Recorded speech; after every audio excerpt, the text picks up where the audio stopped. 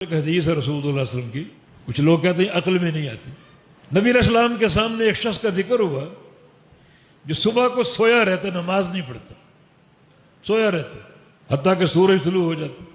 فرمایا کہ ذاک رجل بال الشیطان فی اذنہ، یہ شخص جو ہے نا، جو سویا رہتا ہے اور فجر کی نماز نہیں پڑھتا، اس کے کان میں شیطان پیشاب کرتا ہے، اس کے کان میں شیطان پیشاب کرتا ہے۔ اب آپ کہیں کہ کئی دفعہ ہم نے دیکھا لوگوں کو، خود بھی فجر تک نہیں اٹھے حتیٰ کہ سورج طلوع ہو گیا، تو کبھی ہم نے اپنے کان گیلے تو نہیں پائے۔ کوئی شیطان پیشاب کرے گا، کان گیلے ہوں گے، رطوبت ہوگی، تو کچھ لوگ شک کرتے ہیں کہ یہ کیسی حدیث ہے۔ لیکن سچے ایمان کی اور تصدیق کی علامت یہ ہے کہ یہ حدیث حق ہے۔